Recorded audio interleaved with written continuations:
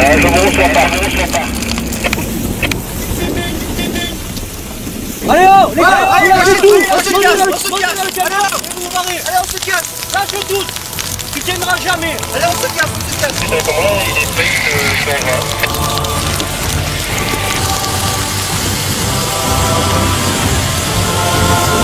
C'est impossible de traverser, je peux pas engager la colonne là-dedans, c'est pas possible. Trop dangereux, trop dangereux.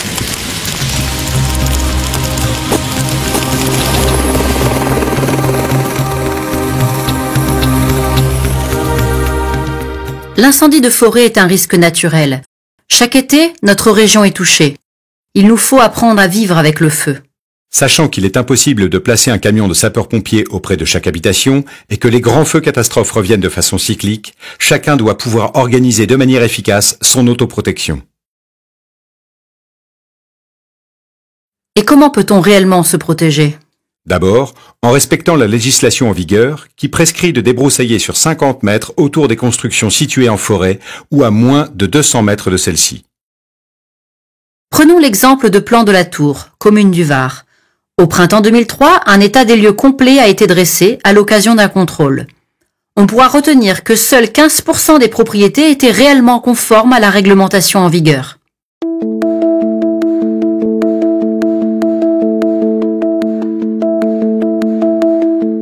En juillet 2003, un terrible incendie a balayé la moitié de la commune. Cela a permis de tirer des enseignements significatifs.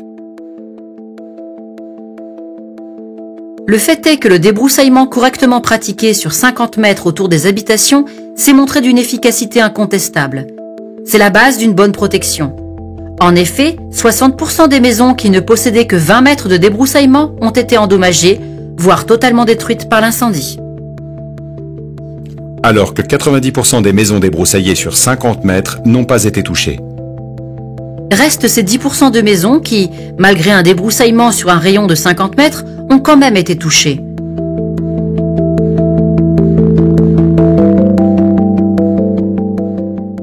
Un bon débroussaillement doit limiter le passage du feu d'un végétal à l'autre. Pour cela, il doit créer une discontinuité de la végétation, à la fois horizontalement pour que le feu ne puisse pas avancer et verticalement pour que le feu ne puisse pas se propager des herbes aux arbustes puis aux arbres. Cela nécessite l'élagage des arbres.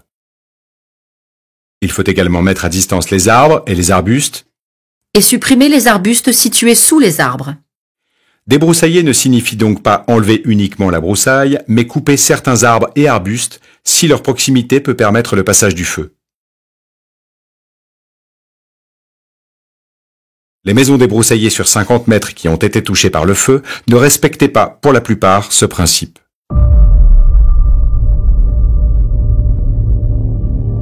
De plus, d'autres facteurs locaux entrent en ligne de compte, comme la topographie des lieux qui peut augmenter la puissance du feu. En effet, le relief peut modifier à la fois la direction du vent, sa vitesse et son type d'écoulement. Sur cette photographie, le sens principal du vent est modifié à l'amorce d'un vallon très encaissé.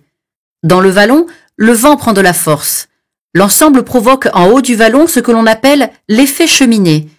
La maison située au débouché du vallon est donc particulièrement exposée. Malgré un rayon de débroussaillement initial de 45 mètres, elle fut touchée intérieurement. Il arrive donc dans certaines configurations désavantageuses qu'un débroussaillement sur 50 mètres soit insuffisant. Le maire peut alors imposer un rayon de débroussaillement de 100 mètres. Le débroussaillement facilite et sécurise également l'intervention des sapeurs-pompiers qui viennent pour vous protéger. De plus, en cas de départ de feu depuis une zone habitée, le débroussaillement réduit la vitesse et la puissance du feu naissant, permettant aux occupants de l'éteindre avant qu'il ne gagne la forêt.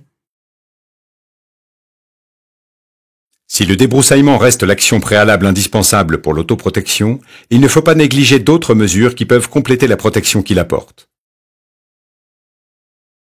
Nous citerons par exemple la présence et les moyens d'utiliser des points d'eau ou bien le choix judicieux des matériaux de construction. Le mieux est encore de laisser parler l'expérience. Dans un premier temps, mon fils prenait des photos en haut. Il est descendu à toute vitesse et il nous a dit « Prenez les voitures et fichez le camp ». J'ai cru sur le coup qu'il plaisantait. Et j'avais mes enfants, mes petits-enfants, j'ai mis le tout dans la voiture et je suis partie. C'est le premier feu que j'ai vu et je vous assure que ça m'a fait un drôle d'effet. C'est au moment de l'incendie que vraiment je me suis rendu compte de l'importance du débroussaillement. On n'en croyait pas nos yeux. Hein. Tout était vert, tout était... Mon mari avait ratissé intégralement tout le terrain. 2 hectares, vous vous rendez compte? Et là, moi, je me moquais de lui, mais comment tu fais une petite feuille comme ça, tu la laisses pas? Et mes enfants se moquaient de lui. Et bien là, je l'ai béni ce jour-là. Dans ce que dit cette dame, il y a du bon et du moins bon. La propriété était parfaitement conforme à la réglementation, respectant la zone des 50 mètres et les règles techniques de débroussaillement. Le feu n'a eu aucun impact tant sur la végétation que sur la maison. Concernant le moins bon, cette femme a fui la zone de feu. La prudence, surtout si le terrain a été correctement débroussaillé, veut que l'on se confine chez soi. Le plus sûr refuge face au feu est un bâtiment en dur. L'évacuation entraîne souvent l'encombrement des voies de circulation. Cela expose les habitants et les secours dans leurs véhicules au feu, dont la direction peut changer très vite au gré du vent. Une voiture n'est pas un refuge sûr. On était à l'extérieur et à un moment j'ai senti de la fumée, donc tout de suite j'ai tourné la tête vers l'endroit d'où venait le vent, et puis là on a vu derrière donc une colline environ 2 km plus loin sur la commune de Vidauban, un nuage énorme qu'on est rentré à toute vitesse. Et on a commencé à nettoyer autour de la maison, c'est-à-dire rentrer les meubles en bois, rentrer le linge, enlever les rideaux, décrocher les rideaux qui sont autour des baies vitrées, puisque au cas où les baies explosent.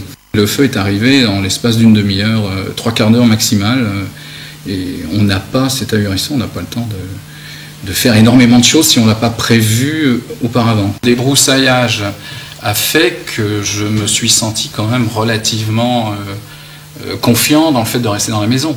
Ce témoignage donne de bons conseils sur la réaction à avoir avant l'arrivée d'un feu. Ranger à l'intérieur tout objet facilement inflammable et se confiner. Malgré la bonne volonté de notre témoin et les 50 mètres de débroussaillement légal respectés, la végétation a été touchée, ainsi que l'extérieur de la maison. Cela s'explique par une mauvaise qualité du débroussaillement qui a permis au feu de passer d'arbre en arbre jusqu'à la villa au lieu de le limiter à un feu au sol. La mise en œuvre d'une motopompe aurait sans doute également limité les dégâts. Ça m'avait fait tellement peur que le soir même j'ai commencé à tronçonner. J'ai tronçonné tout le lendemain avec des amis et mes enfants. On en a coupé 30 ou 40 mètres. C'était là en 90 et tout a brûlé de la même façon et on n'a pas su tirer les enseignements. C'est qu'on aurait dû débroussailler et tenir propre, on s'était juré de tenir propre le terrain, la forêt. On l'a tenu propre 2 ans et puis on s'est laissé à nouveau envahir par la végétation. Bon, par le débroussaillement pour sauver une maison. Ah, la bêtise aussi, le point d'eau, la motopompe elle est dans le garage, mais bon après 90 on aurait dû mettre tout ça en œuvre, réparer la motopompe, préparer les tuyaux, les lances et garder le terrain propre, la forêt propre. On y a pensé 2 ans, pendant 2 ans, après le feu on y a pensé, puis après on a oublié, on s'est dit on est tranquille pour 10 ans. Une seule leçon, être toujours prêt car le feu ne prévient pas. Le débroussaillement, c'est la base. Il faut commencer par là. D'autant plus que débroussailler, contrairement aux idées reçues, c'est aussi assurer la survie de nos arbres. Moins serrés, ils pourront s'épanouir pleinement. Et en cas d'incendie, le débroussaillement empêchera les flammes de se propager dans leur feuillage. Les arbres resteront verts. Débroussailler constitue donc en plus une valorisation de votre patrimoine.